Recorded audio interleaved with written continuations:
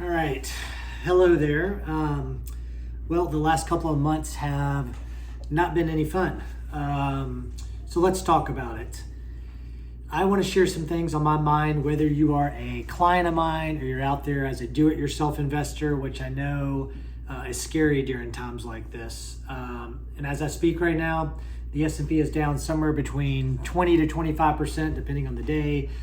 Technology and the NASDAQ down more like 30 to 35%. And then you have bonds, gosh, they're down 10 to 12%. And there's nowhere to hide. So cash is paying next to zero.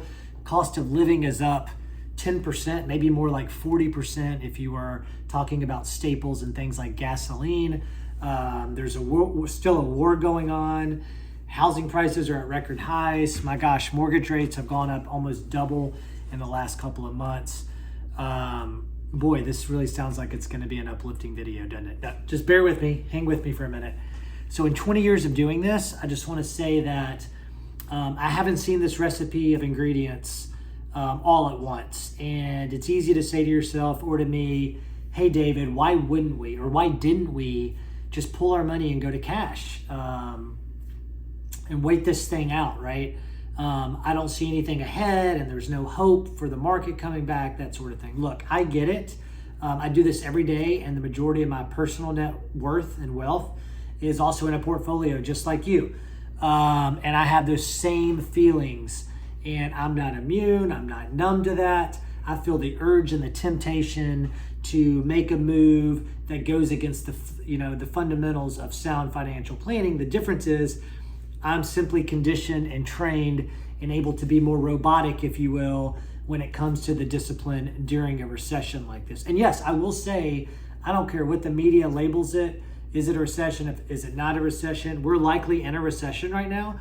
And by the time they do call it a recession, the market's usually, it's already past it. It's already started rebounding and moving on to the next bull market. So I just don't care about the label. But regardless, I listen to smart people every day, and half say that this is another 2008, and half say the market's going to new highs soon.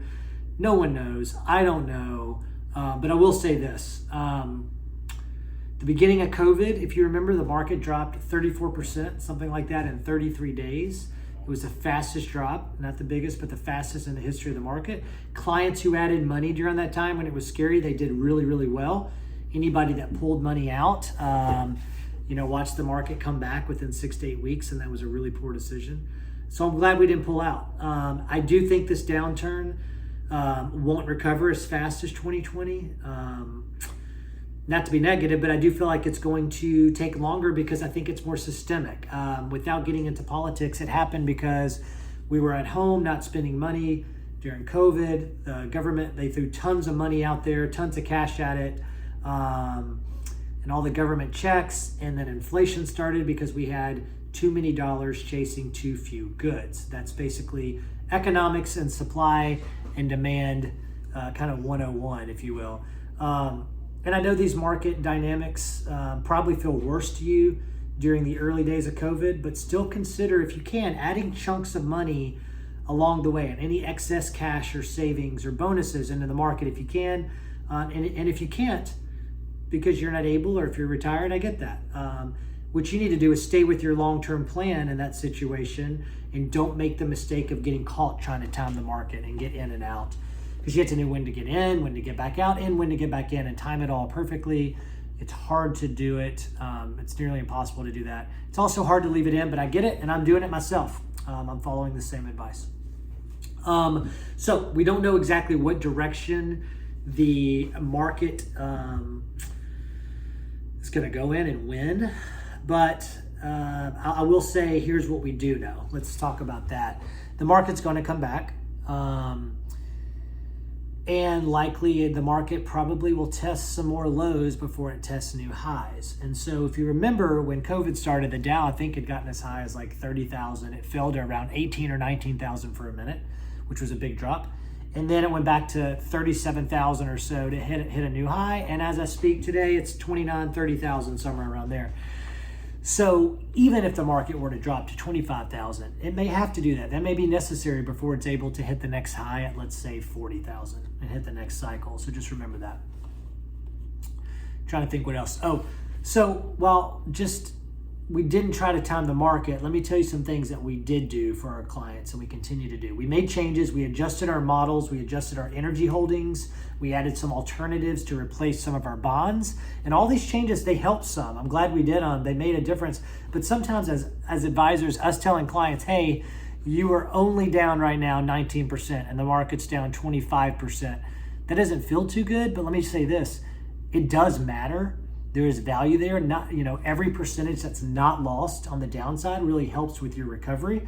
So don't take that for granted. We don't. We know that our tweaks helped. We also know that we were able to generate a lot of tax losses through tax loss harvesting, meaning we created tax losses for clients that they can use to offset future gains and help lower their taxes. And we believe in the coming years there will be gains again. So this is going to be a big benefit. Similar to what we were saying during 2019, 20, and 21, we had all these gains, and so now we're able to utilize some of these tax losses to offset the next tranche of gains that I believe we'll have if you believe in the long term of the market. Here's some things that you can do. Those are things we're doing, things you can do. Make sure that your emergency fund is flush, and if you have cash for expenses, make sure you have that while things are tight and volatile out there in the economy. Just so that you don't have to go and sell stocks while they're down. That's why cash is so important. Add money if you can to the market. We talked about that, even if it doesn't feel good. Focus on your long-term plan with us, not just focus on how much you're down right now or your performance and really harp on that. That's not going to help any, right?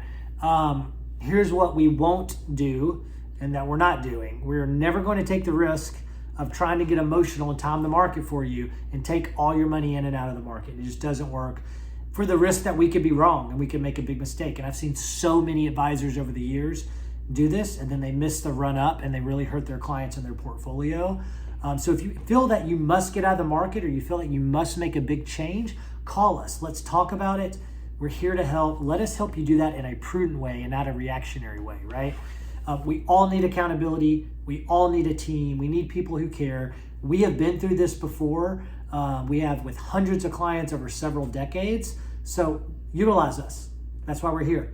Turn off the TV, stay the course, add money if you can while the market's down. Don't fall victim of trying to time the market, and be well. Talk to you soon. Hope that helped.